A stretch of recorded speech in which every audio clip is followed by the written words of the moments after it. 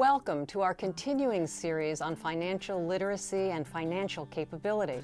In the spotlight with us today is Maxine Sweet. She's Experian's Vice President for Public Education. Welcome, Maxine. Thank you so much for inviting me.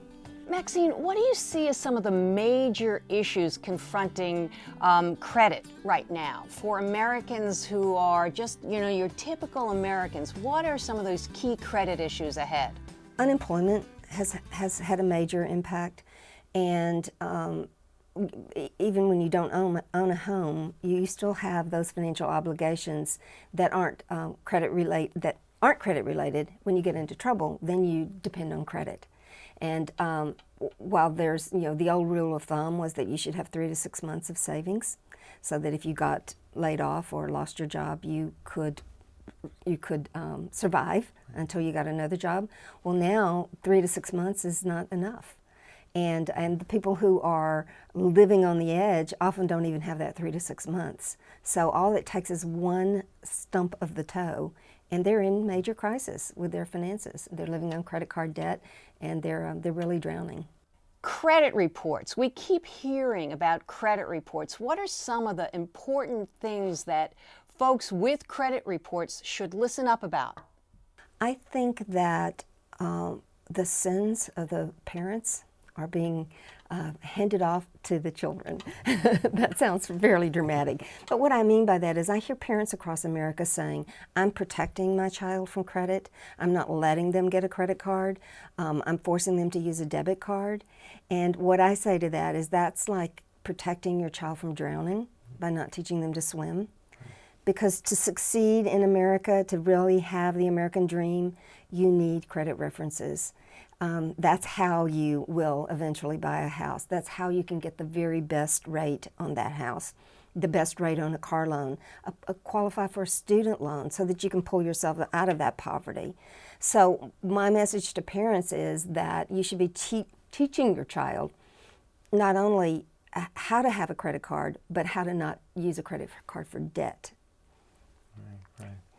And my expression there is that you should use your credit card for convenience, and that means you make some charges, you pay them in full, so you're not paying interest rates, you are never carrying a balance, and each month that's building positive credit references so that when you get ready to apply for debt or invest in debt, then you'll get the very best rates. Maxine, fill us in on some of the common misperceptions about credit reports. There's a negative perception about credit, as if credit is debt. And if there's no other message that we should be giving our young people is that credit does not equal debt.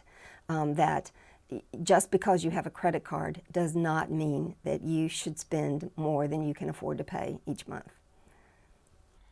Turning to policymakers, in the policy realm, what are some of the top issues that policymakers should stay aware of? One of the things that Experian is really looking at in terms of policy is our ability to coach consumers about their credit.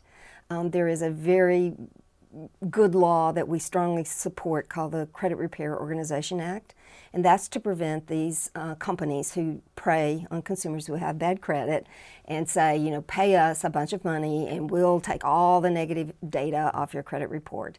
And even though there's a law in place, quite honestly, quite a few of them are still very much in operation. They manage to get around the law. But the credit report does not rate your credit. It doesn't tell you how a lender is going to view you in terms of risk when they want to give you service. So consumers ask us, and we aren't allowed to tell them because we too fall under the Credit Repair Organization Act.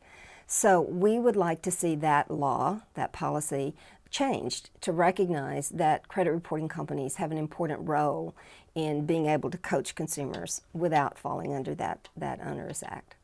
Credit repair services, those costs often rise when people are hit by hard times, which is really a very sad irony. How big an issue is fraud when companies make claims on repairing credit or advertising to help refinance your mortgage, for example? What should folks watch out for? Well, the first is just simply understand that a credit repair organization doesn't do anything that you can't do for free. Basically they dispute information on your credit report on your behalf. So do that for free online is really easy, especially it's instant, and it's instantly passed along to the source of the information, your lender, and we can turn that around very, very quickly. So don't be intimidated by that. Now, if you're just wishing that you could pay somebody to make the negative information go away, that's not going to happen. And even if they manage to get it off temporarily, many times the lenders will re-report it because it is accurately reported. But where I see consumers get into trouble is they not only will pay an upfront fee, many times they will go into a contract and allow these companies to automatically deduct from their checking account every month. They charge $1,200 for the service, paid out over time. And we get the calls of help me, and we're not in a position to help. Once you've given them that access to your finances, you're stuck with the contract. So better that you save that money and put it towards your debt and make a real positive influence on your credit report rather than just trying to make the bad stuff go away. Maxine, two of the biggest issues damaging credit are housing and credit cards themselves. What impact does credit card debt have on credit scores and credit reports? How do they intersect? I think that brings up the perfect opportunity to remind you that credit card balances should not equal debt. So if you are carrying a balance on your credit card revolving from month to month, it actually, though, is not necessarily a negative thing. It's a good thing to have balances that you're demonstrating that you can use credit well, that you can manage it and not get in over your head.